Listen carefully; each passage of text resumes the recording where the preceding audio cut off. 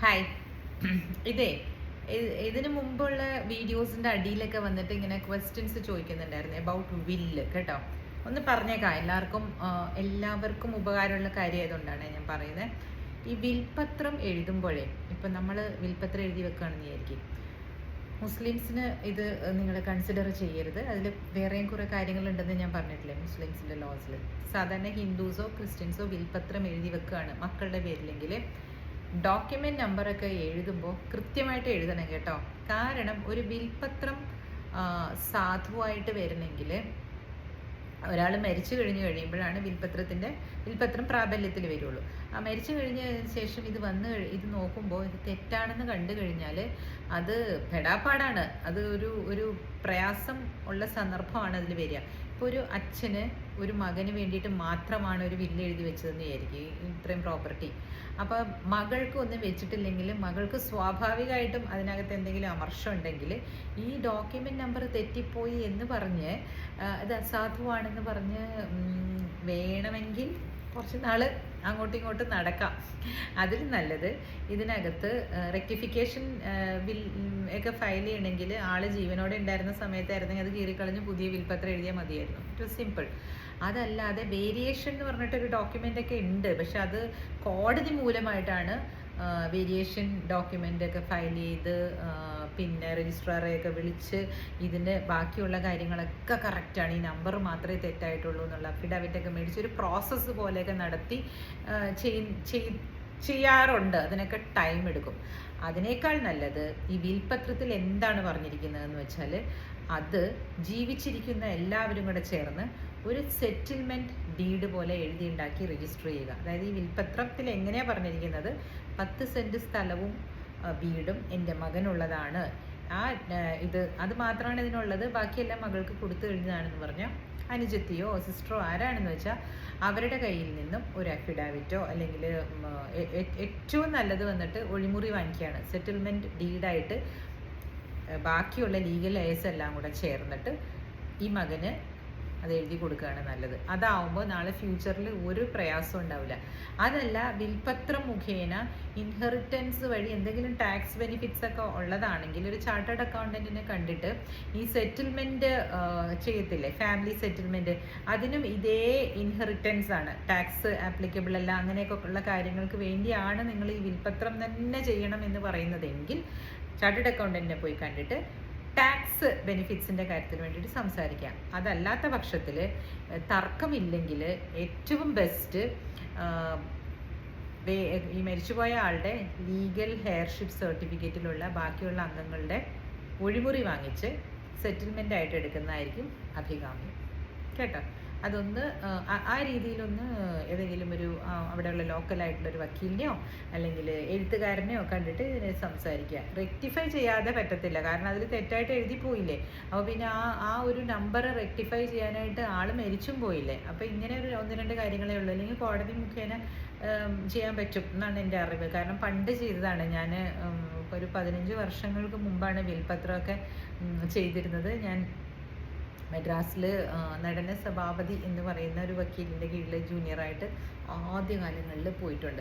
ആ സമയത്ത് ഇങ്ങനത്തെ കേസസ് ഒക്കെയാണ് പ്രൊബേറ്റ് ചെയ്യുക, വിൽപത്രം ചെയ്യുക ഒക്കെയാണ് ചെയ്തുകൊണ്ടിരുന്നത്. പിന്നെ അദ്ദേഹത്തിൻ്റെ കയ്യിൽ എടുക്കാത്ത ഒരേ ഒരു കേസേ ഉള്ളൂ, ഫാമിലി മാറ്റേഴ്സ്. അദ്ദേഹം എടുക്കുകയില്ല. അപ്പോൾ എന്നോട് എപ്പോഴും പറയും, മോളെ, അത് ഒരുപാട് പ്രായമുള്ള ആളാണ് കേട്ടോ, അവരെ വന്നിട്ട് പാപ്പ എന്നാണ് വിളിക്കുക, മോളെ എന്ന് വിളിക്കുന്നതിന് വരെ, പാപ്പ ഒന്ന് ചൊല്ലേമാ, ഇത് ഫാമിലി മാറ്റേഴ്സിൽ മ്യൂച്വൽ കൺസെൻറ്റ് വാങ്ങിക്കൊടുന്ന് ചൊല്ലി വന്നാൽ മട്ടുന്നാ നമ്മൾ പോകണം എന്ന് പറഞ്ഞാൽ മ്യൂച്വൽ കൺസെൻറ്റ് 2 ഹസ്ബൻഡിനും വൈഫിനും പറ്റത്തില്ല, ഒന്ന് ചെയ്തതാന്ന് പറഞ്ഞാൽ മാത്രമേ ചെയ്യാവുള്ളൂ. കണ്ടസ്റ്റഡ് ആയിട്ട് ചെയ്യണമെങ്കിൽ ചെയ്യരുതെന്ന് പറയുമായിരുന്നു. അതൊട്ട് ശരിയില്ല. അങ്ങനത്തെ ആ പൈസ വളരെ വിഷമിച്ച് തരുന്ന പൈസയല്ലേ, അത് നമുക്ക് നിലനിൽക്കൂല എന്ന് പറയുമായിരുന്നു അദ്ദേഹം. അങ്ങനെ പറഞ്ഞിട്ട് കാര്യമില്ല, ഓരോരുത്തർക്കും ഓരോ ടൈപ്പിലുള്ള കേസുകൾ നടത്താനായിരിക്കുമല്ലേ ഇഷ്ടം. അപ്പോൾ അവരത് എടുക്കുന്നുണ്ടാവും. അതിനിപ്പോൾ നമ്മൾ പറയാൻ പറ്റുമോ അങ്ങനെ ചെയ്യരുത് ഇങ്ങനെ ചെയ്യരുത്? അതിനും വക്കീലന്മാർ വേണ്ടേ അല്ലേ. ഇപ്പോൾ സൈറാ ബാനുവിൻ്റെ കേസ് എടുത്ത വക്കീൽ, പുള്ളിക്കാരത്തി മിൻറ്റിങ് മണിയാണെന്ന് അത് വെച്ചിട്ട് എന്ന് പറഞ്ഞ് പൈസ തന്നെയല്ലേ, കാശ് അല്ല കാര്യം എന്ന് പറയാൻ പറ്റുമോ? ഒരു 10ൻ്റെ ഒരു പൈസ നമുക്ക് ആരെങ്കിലും വെറുതെ തരുമോ? പണം വലിയ ഒരു ഘടകമാണ് കേട്ടോ. നമ്മുടെ ചെറുപ്പത്തിലേ തന്നെ കുട്ടികൾക്ക് അതിൻ്റെ പ്രാധാന്യവും പണം വേണം നമുക്ക് ജീവിക്കാൻ എന്നുള്ളത് അവർക്ക് മനസ്സിലാക്കി കൊടുക്കണം. അതേസമയം റോങ് ആയിട്ട് അല്ലെങ്കിൽ നമുക്ക് അർഹതപ്പെടാത്ത രീതിയിൽ പണം ഉണ്ടാക്കാൻ പാടില്ല എന്ന് പറഞ്ഞു കൊടുക്കണം. ചെറുപ്പത്തിലെ ഞാൻ എൻ്റെ വീട്ടിലൊക്കെ അച്ഛനും അമ്മയ്ക്കൊക്കെ എത്ര വരുമാനം അതൊന്നും എനിക്കറിയില്ലായിരുന്നു. എനിക്ക് അറിയാനേ പാടില്ല പണം എങ്ങനെയായിരുന്നു കൈകാര്യം ചെയ്യേണ്ടത്. നമ്മൾ നോക്കുമ്പോൾ നമ്മൾ പോകുന്നു വരുന്നു, കാറിൽ പോകുന്നു വരുന്നു, പൈസ എടുത്ത് അമ്മ പെട്രോൾ അടിക്കണം, അമ്മ എങ്ങനെയാണ് ആ പൈസ ഉണ്ടാക്കിയേക്കുന്നത്, നമ്മുടെ ശമ്പളമാണെന്ന് നമുക്കറിയാമല്ലോ. പക്ഷേ അമ്മ അതെങ്ങനെ സൂക്ഷിക്കുന്നു ഇതൊന്നും അറിയില്ല. അപ്പോൾ അത് ഒരു വീട്ടിൽ പണത്തെ പറ്റിയിട്ടുള്ളൊരു കോൺവെർസേഷൻ ഹറാമാണ് എപ്പോഴും, അല്ലേ? നിങ്ങൾ ശ്രദ്ധിച്ചിട്ടുണ്ടോ? എൻ്റെ വീട്ടിലൊന്നും പറയാറില്ല. അങ്ങനെ പറയുന്ന അച്ഛനും അമ്മയും ഉണ്ടെങ്കിൽ അവർ നല്ല മിടുക്കരാണ്. എൻ്റെ അച്ഛനും അമ്മയും ചിലപ്പോൾ വേറെ രീതിയിലായിരിക്കും ചിന്തിച്ചിട്ടുണ്ടാവുക. പൈസയൊക്കെ ഉണ്ടെന്ന് പറഞ്ഞാൽ കുട്ടികൾ പഠിക്കാതെയായി പോകും, അങ്ങനെയും ചിന്തിക്കുന്നവരുണ്ട്.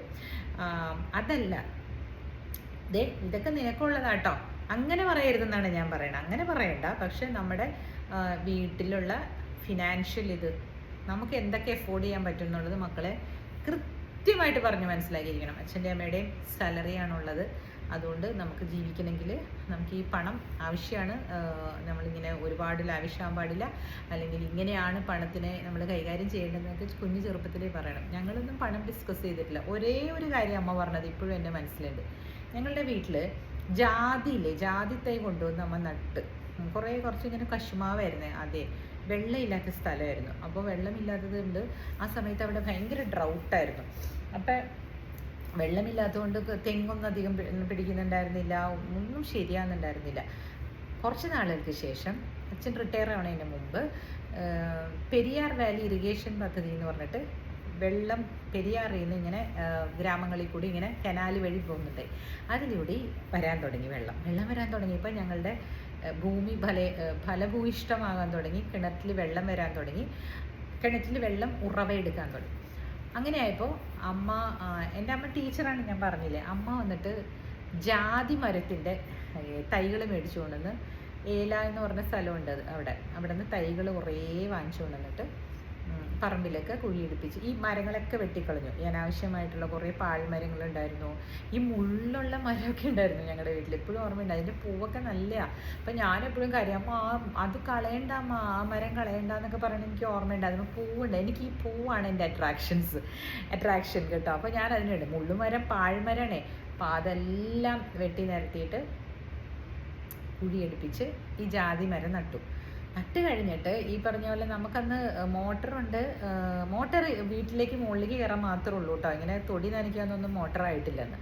അപ്പം അമ്മ ഞങ്ങളെ കൊണ്ട് ഓരോ കുഞ്ഞു കുടമില്ലേ, പുട്ടുകുടത്തിലൊക്കെ, ഞാനൊക്കെ ചെറുതാണ്, എൻ്റെ ആങ്ങളെയും ചെറുതാണ്, വെള്ളം കൊണ്ടൊന്ന് ഒഴിപ്പിക്കുമായിരുന്നു അങ്ങ് അറ്റത്ത്, പറമ്പിൻ്റെ അങ്ങ് അറ്റത്ത്. കാരണം ഇച്ചിരി കയറ്റമൊക്കെ ഉള്ളത്, അവിടേക്ക് മോട്ടർ അടിച്ചാലും വെള്ളമൊന്നും എത്തില്ല. അങ്ങനെയുള്ളൊരു സ്ഥലത്തൊക്കെ നമ്മൾ കൊണ്ടുവന്ന് ഒഴിക്കും. എന്നിട്ട് അമ്മ പറയണെന്താണെന്നറിയോ, അച്ഛൻ പെൻഷൻ പറ്റി നമുക്ക് ജീവിക്കണ്ടേ, അമ്മയുടെ ജോലി മാത്രമല്ലേ പിന്നെ ഉണ്ടാവുള്ളൂ. അപ്പോൾ ഇത് വലുതായി വരും, ഇതിൽ നല്ല കുറേ കായ്ക്കളൊക്കെ ഉണ്ടാവും, അത് പറിച്ച് വിറ്റാൽ പൈസ കിട്ടും എന്ന് പറയണത് മാത്രം എനിക്ക് ഓർമ്മയുണ്ട് കേട്ടോ. അപ്പോൾ എൻ്റെ മനസ്സിൽ മുഴുവൻ അയ്യോ ശരിയാണായിരിക്കും അല്ലേ, അച്ഛൻ പെൻഷൻ പറ്റി നമുക്ക് ജീവിക്കാൻ പറ്റില്ല അല്ലേ, അങ്ങനെ ഒരു തോന്നലായിരുന്നു. അപ്പോൾ അത് കണ്ടോ, ആ സമയത്ത് അത് പറഞ്ഞത് മാത്രം എൻ്റെ മനസ്സിൽ ഓർമ്മയുണ്ട്. ബാക്കിയുള്ള കാര്യങ്ങളൊന്നും എനിക്ക് അറിയാനും പാടില്ല. നമ്മൾക്ക് എങ്ങനെ അഫോർഡ് ചെയ്യാൻ പറ്റും, എന്തൊക്കെ പറ്റും ഒന്നും അറിഞ്ഞൂടാ. അപ്പോൾ എൻ്റെ മകൾക്ക് ഞാൻ പറഞ്ഞിട്ടുണ്ട്, 12ാം ക്ലാസ് വരെ ഞാനും ശ്രദ്ധിക്കുന്നുണ്ടായിരുന്നില്ല. എനിക്കും ജോലിയുണ്ട്, എവിടെയെങ്കിലും ജോലിയുണ്ട്, ഞങ്ങൾ സുഖമായിട്ട് നടക്കുന്നു, രണ്ടുപേരും 2 വണ്ടി ഓടിച്ച് പോകുന്നു, കാര്യങ്ങൾക്ക് ബുദ്ധിമുട്ടില്ല. അതിന് മുമ്പൊക്കെ ബുദ്ധിമുട്ട് വന്ന കഥകൾ ഞാൻ പറഞ്ഞിട്ടില്ലേ. അപ്പോൾ എൻ്റെ മകൾക്ക് ഇത് ഞാൻ പറഞ്ഞു കൊടുക്കണം എന്ന് എനിക്ക് ബോധം വന്നില്ല. ഞാൻ 12ാം ക്ലാസ് ആയി കഴിഞ്ഞപ്പോൾ ATM മെഷീനിൽ നിന്ന് എടുക്കു പോയിട്ട് ഡ്രൈവറോട് പറഞ്ഞു എന്നാണ് പറയണത്. അങ്ങനെ അയാൾ വന്ന് പറഞ്ഞു എൻ്റെ അടുത്ത്, പാപ്പ അല്ലേ, എൻ്റെ അടുത്ത് പറഞ്ഞു അങ്കിൾ പൈസ വേണമെങ്കിൽ ATM മെഷീനിൽ പോയി എടുക്കോ, അമ്മ അവിടെ പോയി എടുക്കണം ഞാൻ കണ്ടിട്ടുണ്ടല്ലോ എന്ന് പറഞ്ഞു. എന്ന് പറഞ്ഞാൽ ATM മെഷീനിൽ ബാങ്കിനകത്ത് ഉണ്ടായാലാണല്ലോ പൈസ ഉണ്ടാവുള്ളൂ എന്ന് ഇവൾക്ക് അറിയില്ല എന്ന് പിന്നെ എനിക്ക് മനസ്സിലാണ്. അന്ന് 12 ആയിട്ടുള്ളൂ. വേഗം പെട്ടെന്ന് തന്നെ 18 വയസ്സായപ്പോഴേക്കും എൻ്റെ ആംഗ്ലേനെ കൊണ്ട് അവൻ്റെ കൈ നല്ലതാണെന്നും പറഞ്ഞ് ഞാൻ ഇവൾക്ക് ഒരു അക്കൗണ്ട് എടുപ്പിച്ചു മോൾക്ക്. അത് കഴിഞ്ഞ് പിന്നെ അതിനകത്ത് she started using that account. പിന്നെ മെല്ലെ അങ്ങനെ ഒരു എന്താ പറയുക, ഒരു അവബോധം ഉണ്ടായി എന്ന് പറഞ്ഞ പോലെ നമ്മൾ പണം സേവിക്കാനും നമ്മൾ കുട്ടികളെ പഠിപ്പിച്ചു കൊടുക്കണം. പിന്നെ വെൽത്ത് എന്ന് പറയുന്ന സാധനം പണം മാത്രമല്ല എന്നും കുട്ടികളെ പഠിപ്പിച്ചു കൊടുക്കണം. വെൽത്ത് എന്ന് പറയുന്നത് ഹെൽത്തും ഉൾപ്പെട്ട ഒരു സാധനമാണ് വെൽത്ത്. ചിലർക്ക് ഹെൽത്താണ് വെൽത്ത് അല്ലേ, അത് പഠിപ്പിച്ചു കൊടുക്കണം. അപ്പോൾ ഈ ബുക്കാണ് ഞാൻ ഇപ്പോഴും എൻ്റെ ബൈബിളായിട്ട് ഇപ്പോൾ കൊണ്ടു നടക്കുന്നത്. കുറച്ച് നാൾ മുമ്പ് ഒരു സൈക്കോളജി ഓഫ് മണി എന്ന് പറഞ്ഞിട്ട് മോർഗൻ ഹസലിൻ്റെ ഒരു ബുക്ക് ഉണ്ട് കേട്ടോ. അതെങ്ങനെയാണെന്ന് വെച്ചിട്ടുണ്ടെങ്കിൽ പൈസയ്ക്ക് ഒരു സൈക്കോളജി ഉണ്ട് വന്നു ചേരാനായിട്ടുള്ളത്. അതാണ് ആ ബുക്കിൽ പറയുന്നത്. ഇതിനകത്ത് പറയുന്നത് ഒരു നമ്മളുടെ ഹിഡൻ ഹാബിറ്റ്സ്, നമ്മളെ റിച്ച് ആളാകാനായിട്ട്, നമുക്ക് റിച്ചസ്റ്റ് ലൈഫ് നമ്മൾ ജീവിക്കാൻ വേണ്ടിയിട്ട്. റിച്ചസ്റ്റ് ലൈഫ് എന്ന് പറയുമ്പോൾ ഉണ്ടല്ലോ, നിങ്ങൾ അംബാനീനെയും അവരെ അങ്ങനെ ആലോചിക്കില്ല കേട്ടോ. ഞാൻ ആ റിച്ചസ്റ്റ് ലൈഫ് എന്ന് പറയുന്നത് ഫുള്ളസ്റ്റ് ലൈഫ് എന്നുള്ള അർത്ഥത്തിൽ എടുക്കണം. റിച്ച് എന്നുള്ളതിന് പല രീതിയിൽ വ്യാഖ്യാനിക്കപ്പെടുന്നുണ്ട് ആളുകൾ. ഒരുപാട് പണമുള്ള ആൾ ഒരു പക്ഷേ ഹെൽത്ത് ഇല്ലെങ്കിൽ എങ്ങനെ ജീവിക്കും? അതൊരു ക്വസ്റ്റ്യനാണ്. അപ്പോൾ ഹെൽത്തും ഈ വെൽത്തിയർ ആയിട്ടുള്ള ഒരു വെൽത്തായിട്ട് കൺസിഡർ ചെയ്യണമെന്നാണ് ഈ റോബിൻ ശർമ്മയൊക്കെ പറയുന്നത്. യെസ്, ഓഫ് കോഴ്സ് പണം ഉറപ്പായിട്ട് നമുക്ക് വേണം, എന്ത് കാര്യത്തിനും വേണം എന്നുള്ളത് നമ്മൾ മനസ്സിൽ പറഞ്ഞു പിടിപ്പിച്ചോളൂ. ചിലർ പറയുന്ന കേട്ടിട്ടുണ്ടോ, അതെ ഞാനിവിടെ മരമൊന്നും നട്ട് വെച്ചിട്ടില്ല കേട്ടോ, പറിച്ചങ്ങോട്ട് തരാൻ. ഒരിക്കലും യൂസ് ചെയ്യരുത് അങ്ങനത്തെ ഉള്ള വേർഡ്സ് യൂസ് ചെയ്യരുത്. മരത്തിൽ കായ്ക്കുന്ന സാധനമല്ല പണം എന്നൊക്കെ പറയുന്ന ചില ക്ലീഷേ ഡയലോഗ്സില്ലേ, നിങ്ങളതൊന്നും യൂസ് ചെയ്യരുത്. നിങ്ങൾക്ക് ജീവിക്കാനുള്ളത്, അല്ലെങ്കിൽ നിങ്ങൾക്ക് നന്നായിട്ട് നിങ്ങളുടെ കാര്യങ്ങളൊക്കെ നടന്നു പോകാനുള്ളത് യൂണിവേഴ്സ് തരും. നിങ്ങളുടെ മെൻറ്റാലിറ്റി, ആറ്റിറ്റ്യൂഡ് അത് നന്നായിട്ട് വെച്ചോളൂ കേട്ടോ. അല്ലാതെ ആരെങ്കിലും പൈസ ചോദിക്കുമ്പോൾ നിങ്ങൾ പറയണത് അങ്ങനെയല്ല, ഞാനിവിടെ നട്ടു വെച്ചിരിക്കുകയല്ലേ എടുത്തു തരാൻ. ഒരിക്കലും അങ്ങനെ പറയരുത്. എന്താണ് നിങ്ങൾക്ക് വേണ്ടത് എന്ന് ചോദിച്ചിട്ട് നമ്മൾക്ക് ആവശ്യമുള്ളത് കഴിഞ്ഞ് കഴിഞ്ഞിട്ട് മറ്റുള്ളവർക്ക് എടുത്താൽ മതി. അതല്ലാതെ ഈ പറഞ്ഞ പോലെ കടങ്ങൾ വാങ്ങിച്ച് കൊടുക്കുകയൊക്കെ ചെയ്യുമ്പോൾ സൂക്ഷിക്കണം എന്നാണ്. കാരണം എന്താണെന്നറിയോ, ചിലപ്പോൾ ആ കടം അവർക്കത് ദൈവമായിട്ട് കൊടുത്തായിരിക്കും. ആ കടം ചിലപ്പോൾ അവർ തന്നെ വീട്ടണം എന്നുള്ളതായിരിക്കും. അതിൽ നമ്മൾ സഹായിക്കാൻ ചെല്ലുമ്പോൾ ചിലപ്പോൾ ഒരുപക്ഷെ കർമ്മദോഷം കംപ്ലീറ്റ് ആവില്ല അവരുടെയും, പിന്നെ നമുക്കും അതിൻ്റെ ഒരു പങ്ക് വരികയാണെന്നാണ് ചില ഓഥേഴ്സിൻ്റെ ബുക്സിൽ നിന്ന് മനസ്സിലാക്കുന്ന കേട്ടോ പറയണേ. പക്ഷെ അത് ഒരു കണക്കിന് നല്ലതാണ്. ചിലപ്പോൾ ചിലരൊക്കെ കണ്ടിട്ടില്ലേ, ചൂത് കളിച്ച് ഈ മഹാഭാരതത്തിൽ തന്നെ ഉണ്ടല്ലോ, എത്ര പ്രാവശ്യം ചൂത് കളിക്കുകയും എന്താ പറയുക അവസ്ഥകൾ ഉണ്ടാക്കുകയും ചെയ്തു അല്ലേ പാണ്ഡവരൊക്കെ. അപ്പോൾ അവരുടെ ആ ഒരു അവസ്ഥ അവർ ക്രിയേറ്റ് ചെയ്തത് എടുത്തല്ലേ. പിന്നെ വളഞ്ഞിരിക്കുകയായിരുന്നു ഇത്ര നേരമായിട്ട് ഞാൻ കണ്ടില്ല കേട്ടോ. ചിലപ്പോൾ എൻ്റെ വീഡിയോ തിരിഞ്ഞു വരുവേ. അപ്പോൾ വെൽത്ത് മൈൻഡ് സെറ്റ് ഉണ്ടാക്കാനും ശ്രമിക്കണം. ഇങ്ങനെ ഇത്തരത്തിലുള്ള ഡയലോഗും പറയരുത് കേട്ടോ. ഇന്ന് ഞാൻ പുറത്തൊക്കെ പോയിട്ട് വന്നാണ്. എൻ്റെ ഒരു ഫ്രണ്ടിൻ്റെ ബർത്ത്ഡേ പാർട്ടിയായിരുന്നു. ഇവിടെ ഞങ്ങൾ അതിനൊക്കെ പോകും. ഞങ്ങൾ ബർത്ത്ഡേസൊക്കെ ആഘോഷിക്കുന്ന ആൾക്കാരാണ് കേട്ടോ. അപ്പോൾ ചിയേഴ്സ്. ഇനിയും വേറെ കുറച്ച് പണത്തെ പറ്റി എനിക്ക് കുറേ കാര്യങ്ങൾ പറയണം. ഞാൻ പറയാനായിട്ട് വരുന്നതായിരിക്കും. ബൈ.